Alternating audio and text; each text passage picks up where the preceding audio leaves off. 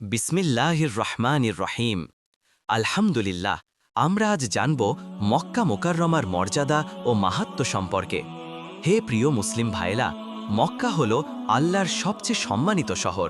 এখানে রয়েছে আল্লাহর ঘর বাইতুল আতিক অর্থাৎ কাবা শরীফ।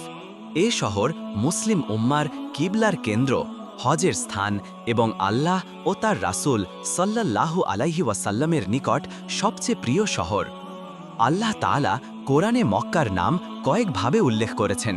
সেগুলো হল মক্কা, বাক্কা, আল বালাদ, আল কারিয়া, উম্মুল কুরা।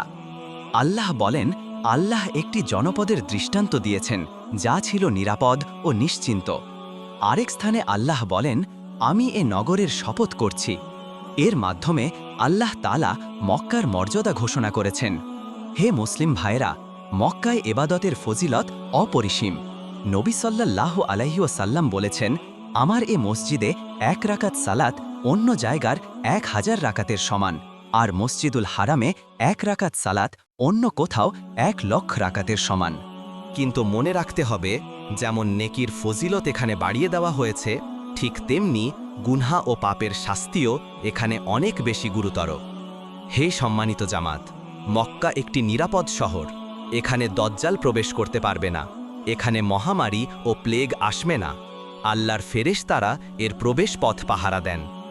রাসূলুল্লাহ সাল্লাল্লাহু আলাইহি ওয়াসাল্লাম মক্কার প্রতি ভালোবাসা প্রকাশ করে বলেছেন, আল্লাহর কসম, হে মক্কা, তুমি আল্লাহর সব ভূমির চেয়ে উত্তম এবং আমার নিকট অধিক প্রিয়। যদি আমাকে তোমার থেকে বের করে না দেওয়া হতো, আমি কখনো তোমাকে ছেড়ে যেতাম না। প্রিয় মুসলিম ভাইরা, যুগে যুগে মসজিদুল হারাম প্রসারিত হয়েছে। খোলাফায়ে রাশেদিন উমর রাদিয়াল্লাহ ও উসমান রাদিয়াল্লাহ প্রথম মসজিদকে সম্প্রসারণ করেন। পরে বিভিন্ন খলিফা ও শাসক এ কাজ অব্যাহত রাখেন। সৌদি আমলে বাদশাহ আব্দুল আজিজ এবং পরবর্তীতে বাদশাহ ফাহাদ, বাদশাহ আবদুল্লাহ ব্যাপক সম্প্রসারণ করেন। আজ মসজিদুল হারামে একসাথে মিলিয়ন মুসল্লি সালাত আদায় করতে পারেন এবং ভবিষ্যতে এ সংখ্যা আরও বৃদ্ধি পাবে ইনশাআল্লাহ। হে মুসলিম ভাইরা, মক্কা শুধু একটি শহর নয়, বরং এটি ইসলামের প্রাণকেন্দ্র, মুসলিম উম্মার ঐক্যের প্রতীক, শান্তি ও ভালোবাসার প্রতীক। আসুন আমরা সবাই মক্কার প্রতি শ্রদ্ধা, ভালোবাসা এবং এর মর্যাদা রক্ষার চেতনা হৃদয়ে ধারণ করি।